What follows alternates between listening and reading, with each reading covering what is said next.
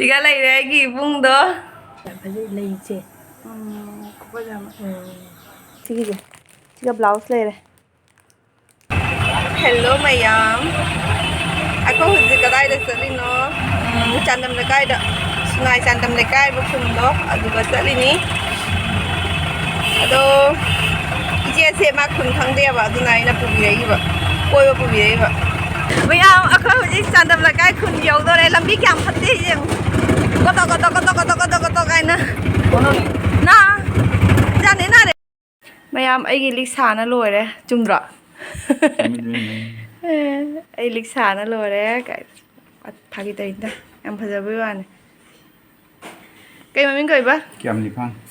Ka? Kiam lipang ai dong. Kiam lipang ai. Lik maming se.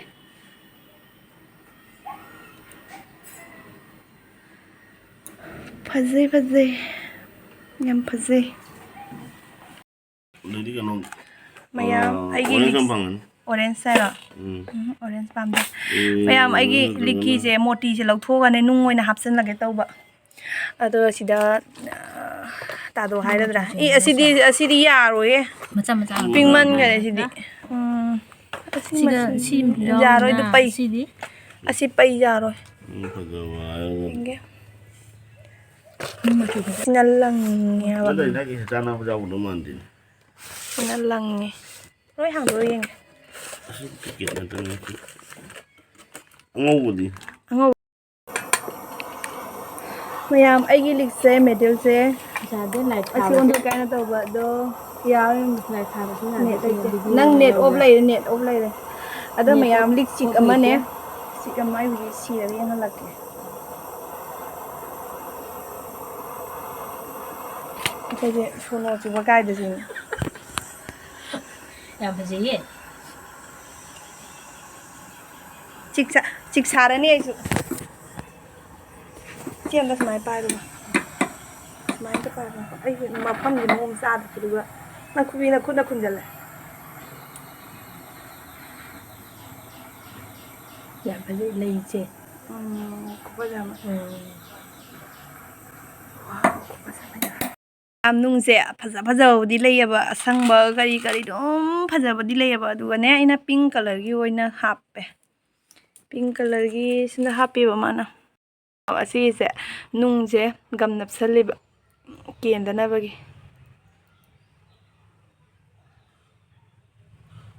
Kam. wali ne gam do kitang hapo sonda wali Jari nih. Kam. khar kam tapi dah kese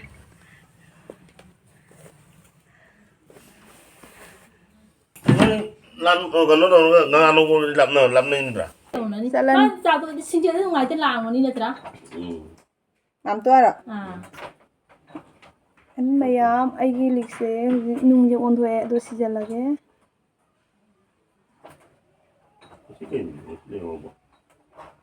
sana jem dang kapsan luai na ha ka pa de mu se pheng wa mu changa thini nakra Ayo kapal. asi se samjan da be samjan bi da di pheng wa mu changa kani nakra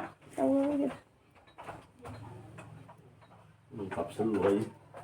matam nangon da khujam changa dra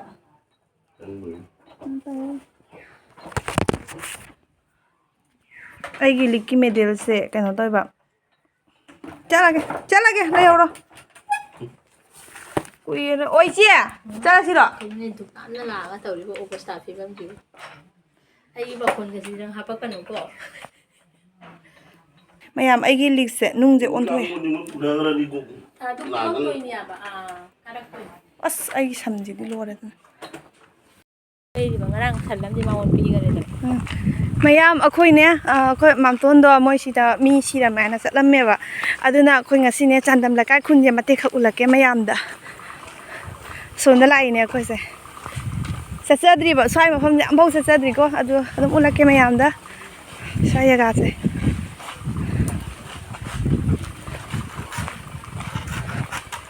hoi maning lon do kadom le chat ne maning lon dang chausi kai ri sutui na maning lon da sigai da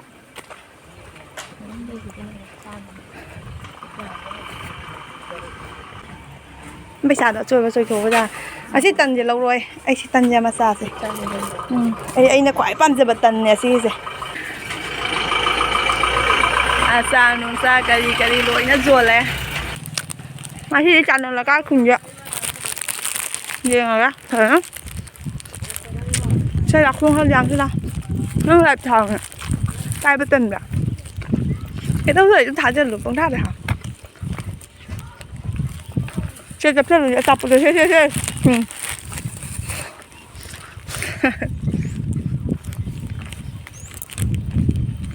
ꯑꯁꯤꯗꯅ April ꯐꯨꯜ ꯂꯩꯔꯦ ꯑꯗꯣ ꯑꯦꯄ꯭ꯔꯤꯜꯗꯤ ꯅꯠꯇꯦꯀꯣ ꯍꯟꯗꯛꯁꯦ December ꯊꯥꯅꯦꯕ April ꯂꯣꯏꯔꯦ ꯃꯣꯏ ꯁ꯭ꯋꯥꯏ ꯃꯐꯝꯗꯤ ꯍꯥꯏꯔꯛꯀꯦꯕ ꯑꯗꯩ ꯃꯌꯥꯝ ꯑꯁꯤꯒꯅ ꯄꯨꯈ꯭ꯔꯤ ꯑꯆꯧꯕ ꯑꯃ ꯂꯩꯔꯦ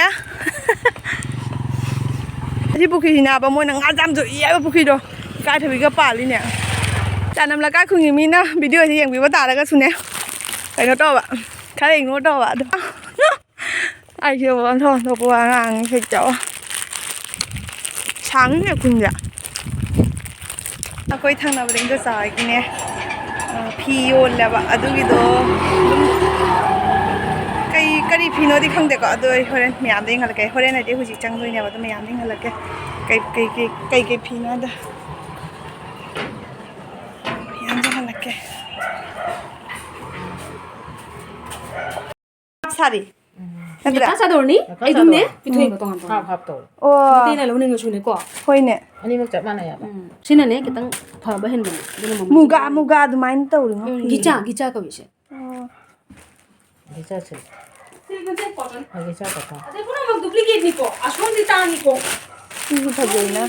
이거 내 생각 빨리. 별로 나이지. 가져이야 지기지. 거기 걔는 떨어져. 아니 못했다네. 합사리 거 시마이 걔는 말해. 아두디 샤리. 사리라. 시간은 맥락 자도. 아시네 베티랑 이리만 만지러. 아니 그지 셋. 미는 내 잠을 어디 따비야 봐 거니. 마이 만지 시다 레이레 시다기 좀 라우라가디 시디 khara discount 좀 라까네. ꯑꯩꯁꯦ ꯀꯣ ꯃꯌꯥꯝ ꯑꯩ ꯃꯣꯏꯅ ꯀꯧꯔꯛꯅꯒ ꯂꯥꯛꯏ ꯅꯠꯇꯦ ꯑꯩ ꯑꯗꯨꯝꯅꯦ ꯏꯟꯗꯣ ꯆꯥꯎ ꯐꯤ ꯄꯨꯊꯔꯛꯑꯦ ꯃꯤꯅ ꯍꯥꯏꯔꯛꯄꯗꯩ ꯇꯥꯕꯗꯩ ꯑꯗꯨꯝ ꯆꯪꯉꯛꯏꯅꯦꯕ ꯁꯤꯒꯅꯦ ꯁꯤꯅ 1,100 그냥 레이트. ꯁꯤꯅ ꯂꯩꯊꯣꯛꯏ ꯁꯤꯗꯤ ꯐꯖꯕ ꯃꯥꯜꯂꯤꯅꯦ 시기지 시가 블라우스 ꯂꯩꯔꯦ 시나 줄니까 나때 피도. 마카기 짝만해. 시나 파이넥 나제. 시나 파이넥 시나 피두 만에 셋 슬로우야. 셋 lâu dài. ꯁꯦꯠ ꯂꯧꯔꯁꯨ ꯌꯥꯏ ꯁꯤꯡꯒꯜ ꯂꯧꯔꯁꯨ ꯌꯥꯏ ꯍꯣꯏꯅꯦ ꯐꯅꯦꯛ ꯂꯧꯕꯅ ꯕ꯭ꯂꯥꯎꯁ ꯄꯤꯁ ꯐꯪꯉꯤꯕꯀꯣ ꯉꯁꯤ ꯑꯅꯧꯕ ꯂꯥꯛꯏ ꯍꯥꯏꯗꯨꯔꯣ ꯁꯦ 시디 가시. 시 하네. ꯁꯤ ꯍꯥꯟꯅꯩꯔꯣ ꯁꯦ ꯅꯪꯒꯤꯅꯦꯅ ꯍꯤꯇ ꯑꯃ ꯂꯧꯔꯦ ꯃꯥꯏꯗꯨꯅ ꯑꯦꯁ ꯀꯂꯔ ꯁꯤ ꯀꯌꯥ ꯇꯥꯒꯦ ꯕꯦꯇꯤ ꯁꯤ ꯀꯌꯥ ꯇꯥꯒꯦ ꯑꯉꯧꯕ ꯐꯤꯗꯨꯁꯦ 봐 페어다. 동안 요라가네 거보네. 공들이다. 만에 아다도. 이게 퍼펙트함 레이트 누나네 잠나 따데 그래서. ꯍꯣꯏꯅꯦ 레이브다 너무 많이 온데네. 시간이 같은 거예요. 아시디 요로니까 아시디 खराब आया. डिफेक्टिव पोर्ट 요래가 ये लाख लो लगे नहीं बोले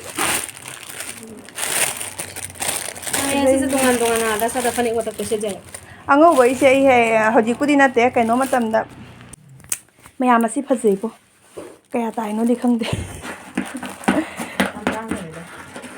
ꯁꯤ ꯐꯖꯩ ꯑꯁꯤꯒꯤꯁꯦ ꯃꯁꯥꯒꯤꯅꯦ ꯁꯤꯒꯁꯦ ꯂꯣꯏꯅ ꯍꯥꯞꯄꯕꯅꯤ ꯗꯤꯖꯥꯏꯟ ꯁꯣꯝꯗ ꯊꯕꯛ ꯀꯠꯂꯤ ꯊꯕꯛ ꯁꯨꯔꯤꯁꯦ ꯑꯃ ꯊꯕꯛ ꯁꯨꯔꯤ ꯁꯤ ꯃꯅꯥꯁꯦ ꯃꯤ ꯌꯥꯝ ꯁꯤꯟꯅꯕꯅꯦ ꯈꯥꯏꯕꯣꯛꯀꯤ ꯃꯅꯥꯁꯦ ꯑꯩ ꯍꯧꯖꯤꯛꯀꯥꯟꯒꯤ ꯍꯧꯒꯠꯂꯛꯄ ꯑꯉꯥꯡꯁꯤꯡꯒꯤ ꯁꯅꯥ ꯉꯥꯛꯇꯅꯦ ꯅꯣꯏ ꯃꯧꯁꯨ ꯁꯤꯕꯅꯤ ꯅꯠꯇ꯭ꯔꯥ ꯚꯤꯗꯤꯑꯣ ꯇꯧꯒꯦ ꯆꯍꯤ 13 ꯃꯇꯨꯡꯗ ꯉꯁꯤ ꯑꯩꯒꯤ ꯏꯕꯨꯡ ꯑꯃ ꯂꯥꯛꯏ ꯑꯗꯨ ꯃꯌꯥꯝꯗ ꯎꯍꯜꯂꯛꯀꯦ ꯑꯩꯗꯤ ꯑꯩꯅ ꯌꯨꯝ ꯄꯥꯜꯂꯕꯩ ꯃꯇꯨꯡꯗꯒꯤꯅꯦ ꯉꯁꯤ ꯑꯍꯥꯟꯕ ꯊꯦꯡꯅꯕꯅꯦꯕ ꯈꯣꯏꯕꯥꯏꯁꯦ ꯊꯦꯡꯅꯕ ꯃꯇꯝꯗ ꯁꯨꯇꯤꯒ ꯆꯥꯟꯅꯗꯕ ꯑꯗꯨꯅꯅꯤ ꯑꯗ ꯎꯍꯜꯂꯛꯀꯦ ꯃꯌꯥꯝꯗ ꯁꯤꯒ ꯂꯩꯔꯦ ꯑꯩꯒꯤ ꯏꯕꯨꯡꯗꯣ ꯌꯦꯡꯒꯦꯅꯦ ꯃꯁꯛꯇ ꯑꯅꯟꯇ ꯀꯧꯔꯦ ꯑꯩꯈꯣꯏ ꯑꯩ ꯏꯕꯨꯡꯁꯦ ꯑꯅꯟꯇ ꯀꯧꯔꯦ ꯕꯣꯏꯆꯥ ꯍꯥꯏꯅ ꯈꯪꯅꯕꯅꯦ ꯃꯣꯡꯒꯣꯜꯄꯨꯔꯒꯤ ꯋꯥꯡꯈꯦꯝꯕꯝꯒꯤ ꯑꯩꯗꯤ ꯑꯇꯥꯇꯣꯟ ꯕꯣꯏꯆꯥꯏꯗꯣ ꯑꯅꯟꯇ ꯀꯧꯕꯅꯦ ꯃꯥꯒꯤ ꯃꯃꯤꯡꯁꯦ ꯑꯩꯈꯣꯏ ꯕꯣꯏꯆꯥ ꯍꯥꯏꯅꯁꯨ ꯀꯧꯔꯦ ꯑꯩꯈꯣꯏ ꯇꯥꯇꯣꯟ ꯍꯣꯏꯅꯅꯦ ꯁꯄ꯭ꯂꯤꯃꯦꯟ ꯑꯃꯈꯛ ꯃꯣꯏ ꯌꯥꯎꯔꯦꯕ ꯑꯗꯨꯒꯤꯗꯣ ꯑꯩꯗꯤ ꯁꯤꯖꯤꯟꯅꯗ꯭ꯔꯤ ꯍꯣꯏꯕ ꯁꯄ꯭ꯂꯤꯃꯦꯟ ꯄ꯭ꯔꯣꯗꯛ ꯑꯩꯈꯣꯏꯒꯤ ꯀꯩꯅꯣꯅꯦꯕ ꯑꯥꯌꯨꯔꯕꯦꯗꯤꯛꯀꯤ ꯄꯣꯠ ꯆꯩꯁꯤꯡꯅꯦꯕꯀꯣ ꯑꯗꯨꯅꯦ ꯑꯗꯣ ꯑꯁꯤꯒꯤꯁꯦꯀꯣ ꯃꯣꯏ ꯀꯨꯏꯔꯦꯕ ꯁꯤꯖꯤꯟꯅꯔꯛꯄ ꯆꯍꯤ 2 ꯍꯦꯜꯂꯦ ꯃꯣꯏꯅ ꯁꯤꯖꯤꯟꯅꯔꯛꯏꯁꯦ ꯑꯗꯣ ꯃꯣꯏ ꯃꯁꯥꯗ ꯑꯗꯨꯝ ꯀꯥꯟꯅꯕ ꯑꯣꯏꯕꯗꯨꯒ ꯃꯣꯏꯅ ꯑꯗꯨꯝ ꯀꯟꯇꯤꯅ꯭ꯌꯨ ꯁꯤꯖꯤꯟꯅꯔꯕ ꯑꯍꯥꯟꯕꯗ ꯃꯣꯏ ꯁꯤꯖꯤꯟꯅꯗ꯭ꯔꯤꯉꯩ ꯃꯃꯥꯡꯗꯅꯦ ꯑꯁꯤꯁꯦ ꯑꯩꯈꯣꯏ ꯏꯅꯝꯃꯁꯦꯀꯣ ꯃꯁꯥ ꯅꯨꯡꯉꯥꯏꯇꯕꯗꯒꯤ ꯃꯁꯤꯁꯦ ꯆꯥꯔꯨꯕꯗꯒꯤꯀꯣ ꯃꯁꯥꯗ ꯀꯥꯟꯅꯈꯤꯕ ꯑꯗꯨꯗꯒꯤ ꯃꯥꯅ ꯑꯗꯨꯝ ꯀꯟꯇꯤꯅ꯭ꯌꯨ ꯅꯥꯏꯅ ꯍꯧꯖꯤꯛꯁꯦ ꯁꯤꯖꯤꯟꯅꯔꯦꯕ ꯑꯁꯤꯒꯤ ꯄ꯭ꯔꯣꯗꯛꯁꯦ ꯑꯗꯨꯗꯒꯤ ꯑꯩꯈꯣꯏ ꯄꯣꯔꯤꯕꯥꯔꯁꯤꯡꯗꯁꯨ ꯃꯣꯏꯁꯤꯡꯗꯁꯨ ꯑꯗꯨꯝ ꯁꯤꯖꯤꯟꯅꯍꯜꯂꯦ ꯄꯨꯝꯅꯃꯛꯇ ꯀꯥꯟꯅꯕ ꯐꯪꯉꯦ ꯑꯗꯣ ꯑꯩ ꯏꯊꯣꯟꯇ ꯉꯥꯏꯔꯦꯕꯀꯣ ꯑꯩꯅ ꯑꯃꯨꯛ ꯌꯨꯇ꯭ꯌꯨꯕꯇ ꯕꯤꯖꯤ ꯑꯣꯏꯕ ꯑꯗꯨꯒ ꯑꯁꯤꯒꯤꯁꯦ ꯃꯥꯏ ꯑꯣꯟꯁꯤꯟꯕ ꯉꯝꯗ꯭ꯔꯦꯕ ꯑꯗꯨꯅ ꯍꯧꯖꯤꯛ ꯃꯣꯏ ꯑꯩꯈꯣꯏꯗ ꯂꯥꯛꯏꯑꯕ ꯑꯩꯅ ꯀꯧꯔꯛꯏꯅꯦꯕ ꯃꯣꯏꯁꯦ ꯑꯩꯁꯨ ꯑꯝꯇꯪ ꯌꯦꯡꯒꯦ ꯍꯥꯏꯅ ꯀꯧꯔꯛꯄꯅꯦ ꯑꯗꯣ ꯃꯌꯥꯝ ꯑꯁꯤꯒꯤ ꯄ꯭ꯔꯣꯗꯛꯁꯤꯡꯁꯦ ꯑꯩꯗꯤ ꯀꯔꯤꯅꯣꯗꯤ ꯈꯪꯗꯕꯅꯤꯅ ꯑꯩꯈꯣꯏ ꯏꯅꯝꯃꯅꯔ ꯇꯥꯇꯣꯟꯅꯔ ꯑꯗꯨꯝ ꯍꯥꯏꯍꯟꯒꯦꯀꯣ ꯀꯔꯤꯗ ꯀꯃꯥꯏꯅ ꯀꯥꯟꯅꯔꯤꯕ ꯈꯣꯠꯂꯤꯕ ꯑꯗꯨꯏꯗꯣ ꯍꯥꯏꯍꯟꯒꯦ ꯑꯗꯣ ꯍꯧꯖꯤꯛꯀꯤ ꯑꯣꯏꯅꯅꯦ ꯑꯩ ꯑꯁꯤꯒꯤꯁꯦ ꯑꯁꯤ ꯀꯩ ꯀꯝꯄꯦꯅꯤꯅꯦ ꯍꯥꯏꯕ Place Wellness Private ꯑꯁꯤ ꯀꯝꯄꯦꯅꯤꯁꯤꯒꯤꯅꯦꯕꯀꯣ ꯑꯗꯨꯏꯗꯣ ꯑꯩ ꯑꯁꯤꯒꯤ ꯀꯩꯅꯣ ꯑꯃꯗꯤ ꯂꯧꯔꯦ ꯇꯨꯜꯁꯤꯒꯤꯅꯦ Punch Tulsi. ꯄꯟꯁ ꯇꯨꯜꯁꯤꯒꯤꯅꯦ ꯇꯨꯜꯁꯤ ꯃꯈꯜ 5ꯅ ꯁꯥꯕ ꯃꯁꯤꯒꯤ ꯗ꯭ꯔꯣꯞꯁꯤꯃꯗꯤ ꯂꯧꯔꯦ ꯑꯗꯣ ꯑꯩ ꯁꯤꯖꯤꯟꯅꯔꯦ ꯑꯩꯈꯣꯏ ꯍꯧꯖꯤꯛ ꯒ꯭ꯔꯤꯟ ꯇꯤ ꯊꯛꯑꯦꯕ ꯑꯗꯣ ꯒ꯭ꯔꯤꯟ ꯇꯤꯗ ꯗ꯭ꯔꯣꯞ ꯑꯃ ꯍꯥꯞꯄꯒ ꯁꯤꯖꯤꯟꯅꯔꯦ ꯑꯁꯤꯁꯦ ꯊꯛꯄꯗꯒꯤꯅꯦ ꯅꯥꯇꯣꯟꯒ ꯁꯦꯠꯂꯣꯛꯀ ꯊꯨꯡꯕꯒꯗ ꯐ꯭ꯔꯨꯁ ꯂꯥꯎꯅ ꯑꯩꯈꯣꯏꯒꯤ ꯑꯃꯈꯛ ꯂꯩꯇ꯭ꯔꯥꯅꯦ ꯕꯤꯛꯁ ꯈꯔ ꯇꯩꯔꯒ ꯐ꯭ꯔꯨꯁ ꯂꯥꯎ ꯆꯠꯄꯗꯣ ꯑꯗꯨꯒꯨꯝꯕꯒꯤ ꯃꯑꯣꯡꯗ ꯑꯣꯏꯕ ꯃꯅꯝꯗꯣ ꯋꯪ ꯂꯥꯎꯅꯃꯦ ꯌꯥꯝ ꯀꯥꯟꯅꯒꯗ꯭ꯔꯥ ꯍꯥꯏꯅ ꯈꯜꯂꯦ ꯑꯗꯨꯅ ꯑꯩ ꯑꯗꯨꯝ ꯈꯨꯗꯛꯇ ꯂꯧꯍꯧꯔꯦ ꯑꯗ ꯑꯇꯣꯞꯄ ꯄ꯭ꯔꯣꯗꯛꯁꯤꯡꯁꯤꯗꯤ ꯑꯗꯨꯝ ꯃꯈꯥ ꯇꯥꯅ ꯁꯤꯖꯤꯟꯅꯅ ꯌꯦꯡꯒꯦ ꯑꯗꯨꯒ ꯀꯣꯟꯅ ꯑꯗꯨꯝ ꯎꯠꯂꯛꯀꯦ ꯃꯌꯥꯝꯗ ꯑꯗꯣ ꯃꯌꯥꯝ ꯑꯁꯤ ꯄꯣꯠ ꯆꯩꯁꯤꯡꯁꯦ ꯑꯩꯈꯣꯏ ꯇꯥꯇꯣꯏꯁꯨ ꯊꯦꯡꯉꯦꯕꯀꯣ ꯌꯨꯝꯗ ꯍꯟꯕꯩ ꯃꯇꯝ ꯊꯦꯡꯉꯦ ꯑꯗꯣ ꯑꯩꯅ ꯃꯔꯝ ꯑꯣꯏꯔꯒ ꯃꯣꯏꯁꯦ ꯉꯥꯏꯍꯥꯛꯇꯪ ꯑꯣꯏꯁꯨ ꯃꯇꯝ ꯀꯥꯏꯊꯣꯛꯑ ꯂꯥꯛꯏꯅꯦꯕ ꯄ꯭ꯔꯣꯗꯛꯁꯤꯡꯁꯦ ꯀꯩꯅꯣ ꯑꯗꯨꯏꯗꯣ ꯑꯗꯨꯝ ꯎꯠꯂꯛꯀꯦ ꯃꯌꯥꯝꯗ ꯑꯄꯥꯝꯕ ꯌꯥꯎꯔꯒꯗꯤ ꯑꯗꯨم ꯍꯥꯏꯗꯤ ꯍꯥꯟꯅꯗꯒꯤ ꯁꯤꯖꯤꯟꯅꯕ ꯃꯤ ꯌꯥꯎꯔꯒꯗꯤ ꯑꯗꯨꯝ ꯑꯩꯉꯣꯟꯗꯁꯨ ꯃꯦꯁꯦꯁ ꯇꯧꯕꯤꯔꯛꯄ ꯌꯥꯒꯅꯤ ꯐꯣꯟ ꯅꯝꯕꯔ ꯍꯥꯏꯕꯗꯣ ꯑꯩꯉꯣꯟꯗ ꯑꯗꯨꯝ ꯀꯃꯦꯟ ꯇꯧꯔꯣ ꯑꯗꯨ ꯃꯈꯥ ꯇꯥꯅ ꯑꯩ ꯑꯗꯨꯝ ꯖꯍꯥ ꯇꯍꯥꯗꯣ ꯑꯗꯨꯝ ꯍꯥꯏꯔꯛꯀꯦ ꯃꯁꯤꯁꯦ ꯍꯤꯗꯥꯛꯇꯤ ꯅꯠꯇꯦꯀꯣ ꯐꯨꯗ ꯁꯄ꯭ꯂꯤꯃꯦꯟꯅꯤ ꯄ꯭ꯔꯣꯗꯛ ko ꯑꯁꯤꯁꯤꯡꯁꯦ ꯎꯠꯂꯛꯀꯦ Diabetes na bagam singgi hoy nang si. Diabetes purana jaha phana kui ba diabetes na ba jaha chahi matang na na si diabetes si jamna kana ba kaino ni. Magi unlimited result le ramni mayam ne YouTube pe search to ho ja. Asi company se gi wan. Mathang da makha dum tham Chlorodoc lai ra Chlorodoc har ba product si cancer na ba gumba adegi kana gumba sang son ba mi sing na sijina ba ahan at least mi do chahi 35 gi mathak oi batare 35 plus adumai to raga sijina ba jai adegi mathak da nat ki oi ba degi heart ama ma da ko khoi gi kamjori dil gi darkan test ama ma to adum ana ba sing da se pura Chlorodoc se kana ba product aman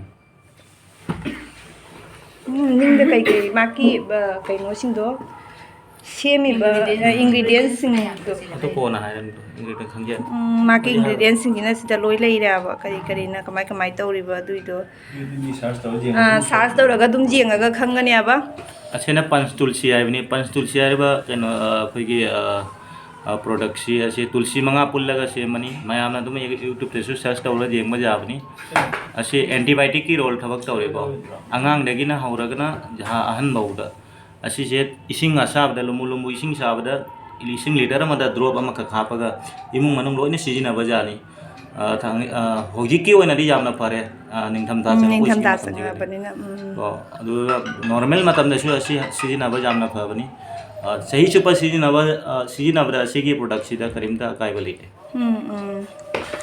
ꯍꯣꯏꯅꯦ ꯇꯨꯜꯁꯤꯒꯤꯅꯤ ꯑꯗꯨꯝ ꯊꯛꯄ ꯌꯥꯏ daily drop ꯑꯃꯃꯝ ꯇꯧꯔꯒ ꯑꯁꯤ JC oil ꯍꯥꯏꯕꯅꯤ ꯑꯁꯤꯁꯦ ꯑꯩꯈꯣꯏꯒꯤ ꯈ꯭ꯋꯥꯡ ꯅꯥꯕ ꯈꯨ ꯆꯤꯛꯄ ꯑꯗꯒꯤ ꯀꯣꯛ ꯆꯤꯛꯄ ꯑꯁꯤ ꯄꯨꯝꯅꯃꯛꯇ ꯑꯁꯤꯒꯤ ꯑꯣꯏꯜꯁꯤ ꯇꯩꯔꯒ ꯊꯝꯕꯗ ꯉꯥꯏꯍꯥꯛꯇꯪꯗ ꯔꯤꯂꯤꯐ ꯑꯣꯏꯕꯅꯤ ꯌꯥꯡꯅ ꯔꯤꯂꯤꯐ ꯑꯣꯏꯕꯅꯤ ꯑꯩꯈꯣꯏ ꯕꯤꯛꯁꯇꯒꯤ ꯍꯦꯟꯅ ꯕꯤꯛꯁ ꯑꯗꯨꯃꯥꯏꯅ ꯇꯧꯕ ꯔꯤꯖꯜꯅꯤ ꯑꯗꯨꯒ ꯑꯁꯤ ꯑꯣꯏꯜꯁꯦ ꯀꯅꯥꯒꯨꯝꯕꯅ ꯑꯩꯈꯣꯏꯒꯤ ꯆꯤꯛ ꯁꯥꯕꯗꯀꯣ ꯆꯤꯛ ꯁꯥꯕꯗ ꯁꯤꯖꯤꯟꯅꯕ ꯌꯥꯏ ꯑꯗꯨꯒꯤ ꯔꯤꯖꯜ ꯌꯥꯝꯅ ꯀꯥꯟꯅꯕꯅꯤ ꯁꯤꯁꯨ ꯑꯁꯤ ꯗꯦꯟꯇꯣꯗꯣꯛ ꯀ꯭ꯔꯤꯝ ꯍꯥꯏꯅ ꯍꯥꯏꯕꯅꯤꯀꯣ ꯗꯦꯟꯇꯣꯗꯣꯛ ꯀ꯭ꯔꯤꯝ ꯍꯥꯏꯁꯤ ꯑꯦꯛꯆꯨअली ꯁꯦ ꯇꯨꯠꯄꯦꯁꯀꯤ ꯊꯕꯛ ꯇꯧꯕꯅꯤ ꯑꯩꯈꯣꯏꯒꯤ ꯖꯥꯗ ꯀꯦꯕꯤꯇꯤ ꯂꯩꯕ ꯑꯗꯒꯤ ꯖꯥꯗ ꯑꯩꯈꯣꯏꯒꯤ ꯏ ꯊꯣꯛꯄ ꯖꯥ ꯅꯝꯊꯤꯕ ꯑꯗꯨꯒ ꯂꯣꯏꯅꯅ ꯑꯩꯈꯣꯏ ꯀꯦꯜꯁꯤꯌꯝꯒꯤ ꯑꯋꯥꯠꯄ ꯌꯥꯈꯣꯡꯗꯀꯣ ꯑꯗꯒꯤ ꯑꯦꯠꯂꯤꯁ ꯑꯩꯈꯣꯏꯒꯤ ꯒꯦꯁꯇ꯭रिꯛꯀꯤ ꯑꯣꯏꯕ ꯄ꯭ꯔꯣꯕ꯭ꯂꯦꯝ ꯑꯁꯤꯒꯁꯨ ꯌꯥꯝꯅ ꯀꯥꯟꯅꯕꯅꯤ ꯑꯁꯤꯁꯦ ꯃꯥꯎꯠ ꯅꯪ ꯑꯌꯨꯛ ꯉꯟꯇꯥꯗ ꯑꯁꯤ ꯗꯦꯟꯇꯣꯗꯣꯛꯁ ꯑꯃꯇꯪ ꯁꯤꯖꯤꯟꯅꯅ ꯌꯦꯡꯕ ꯇꯥꯔꯒꯗꯤ ꯄꯨꯔꯥ ꯗꯤꯟ ꯑꯃ ꯐ꯭ꯔꯤ ꯑꯣꯏꯕꯅꯤ ꯃꯥꯏꯟ ꯑꯗꯨ ꯌꯥꯝ ꯀꯥꯟꯅꯕ ꯄꯣꯠꯅꯤ ingredient 25 ingredient ꯁꯦꯝꯕꯅꯤ ꯑꯁꯤ ingredient ꯄꯨꯝꯅꯃꯛꯁꯤ ꯂꯣꯏ ꯂꯩꯔꯕꯅꯦꯀꯣ ꯁꯤꯒ ingredient ꯄꯨꯝꯅꯃꯛꯁꯤꯅ पुल्लगा 25 ingredient पुल्ला सेंबा से टूथपेस्ट ने करें को नेक्स्ट थंडर ब्लास्ट है अखोई नर्व की प्रॉब्लम होइबा को कनागुंबा अखोई पैरालाइज होइबा को अदुगा जामना जांगने रिकवर होइनमगी नमक्ता असिगी प्रोडक्ट छथि लोइनाना ख्वांग अखोई खोंग सिदाबा ख्वांग सिदाबा असि पुनमक्ति असि नर्व की प्रॉब्लम पुनमक्ता पि असि सेंगना हाइबदा अखोई पैरालाइज होगलपै पंगथबा खरा खरा होइना अदो पुनमक्ता पि लोइनाना मी मपांगन सोन मीना सुदुम चाबा जाय सेंगना हाइबदा को असि मागी इंग्रेडिएंट मयाम से जोंग से लोइ सुरबनि हाने की होइबा मसीदगिना सही 4,500 की होइबा फॉर्मूला अंकनी आयुर्वेद की होइबा अदुगुंबा जड़ी बुटी अंकनी से जावरिसिंग मैम ने कुपना पाबीरगा दुम जेंगबा जाने नेट तगी दुम सर्च तौरगा सर्च तो जाओनिको कि भाई एसके प्लेस है SC place wellness private limited पुलना हायरगा तुम एडब्ल्यूपीएल हारिसु जावनी अदिसी ओमेगा दो निको असिसु अचोबा ओमेगा असिदि कैनोने थाव नते से ओमेगा दो से कोई की कैप्सूल नि होयबा कैप्सूल ने बा नोमदा मम सिजिनबा तारगा नागी थाव दो अखोई की यामना मित्ता सु कानाबनी लोइना हक्चांगी सोनदा ब्रेन जु फे सिदि ब्रेन खंगदे हक्चांगी सोनबा खंगदे पुनमक्ता लोइना कानाबा कैप्सूल नि से नोमगी वन टाइम हम तंगनी सिजिनरोइस मा अयुंगा तारा चाक चारगा ओमेगा दे याम सामे हाना से कौसी दो काइबनी को से कौसी दो काइना हाइसी सन अखोई की सन मचा पोगा अहानबा सुंबा संगोमदो अदुन सेंबा कैप्सूल नि असिसु हक्चांगी ओइना जामना ईदा कानाबा पोटनी लोइना हक्चांगी ओबा स्टेमिना अमा मदसु वाइदगी हेना कानाबा पोटनी से ओमेगा कौसिडोक्स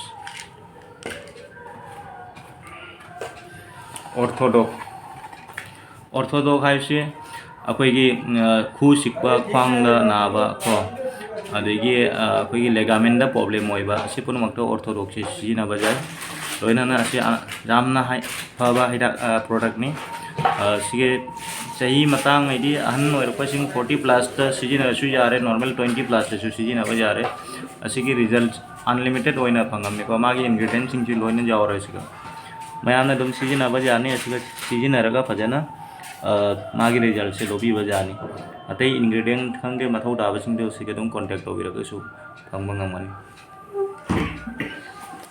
सिनी मयाम पोचै सिंजे सिदा लैरे सी पोचै इंगे सिदा लैरे अदो दम मखा ताबा हेन बखंगनिंगबा लैरगदी यूट्यूब तगी सु दम नेट तगी सर्च तौर गूगल दा करिदा लोपदम एक्टिव होबनी अदुगा दम सर्च तौरगा मयामना दम जहा मखा ताबा दो खंगनिंगबा लै दम सर्च तौर येंगबिरो अदो मयाम मथौ ताबा जहा लैरगा सुको अंगोंदा सुदु मेसेज तौबिरो आई दम पाव फाउननबो होनागे कांटेक्ट नंबर पीना कोना दम तौना पाव फाउननबो होनागे अहानबगी दी ओइना मेसेज ओइना तौबिरो अंगोंदा